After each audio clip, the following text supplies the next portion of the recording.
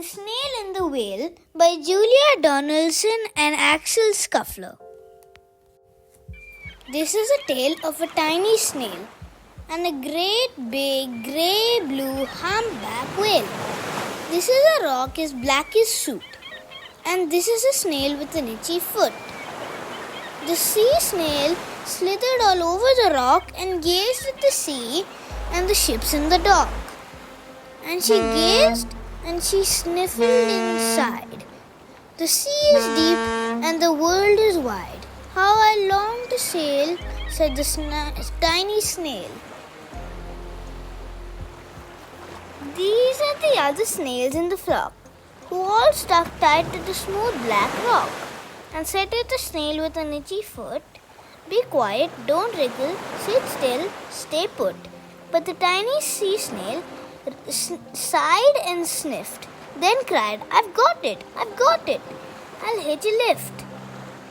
This is a trail of the tiny snail, a silvery trail that looped and curled and said, "Lift wanted around the world." This is the whale who came one night when the tide was high and the stars were bright. A humpback whale immensely long who sang to the snail a wonderful song of shimmering ice in coral caves and shooting stars and enormous waves. And this is the tale of the humpback whale.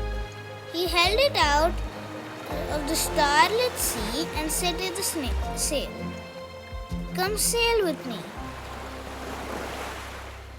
This is the sea so wild and sweet that carried the whale and the snail on his tail to towering icebergs and far-off lands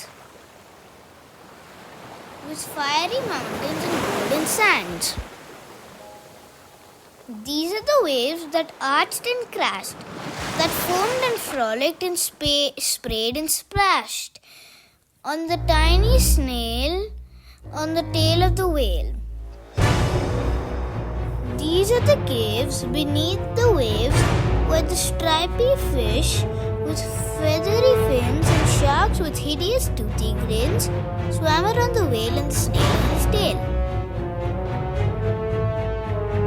This is the sky so vast and high, sometimes sunny and blue and warm, sometimes filled with a thunderstorm, with zigzag lightning flashing and frightening the tiny snail on the tail of the whale.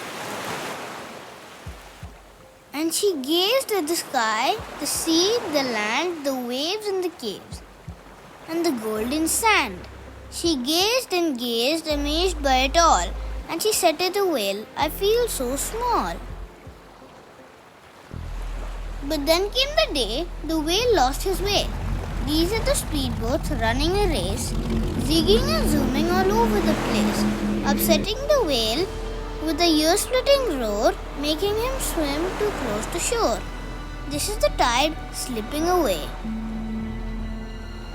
And this is the whale lying beached in a bay. "Quick, off the sand, back to sea," cried the snail. "I can't move on land, I'm too big," moaned the whale. The snail felt helpless and terribly small.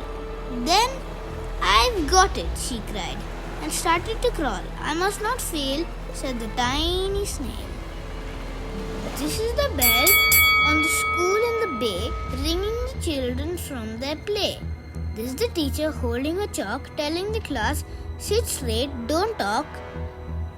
This is the board as black as soot. And this is the snail with the itchy foot. "A snail, a snail!" The teacher turns pale. "Look," say the children, "it's leaving a trail." This is the trail of a tiny snail, a silvery trail saying, "Save the whale." These are the children running from school, fetching the fireman, digging the pool, squirting and spraying to keep the whale cool. This is the tide coming to bay, and these are the villagers shouting hooray as the whale and the snail travel safely away. Back to the dock in the flock in the rock, who said, "How time's flown, and haven't you grown?" And the whale and the snail told that wonderful tale of shimmering ice and coral caves and shooting stars and enormous waves. and how the snail, so small and frail, with a looping, curling, silvery trail, saved the life of the humpback whale.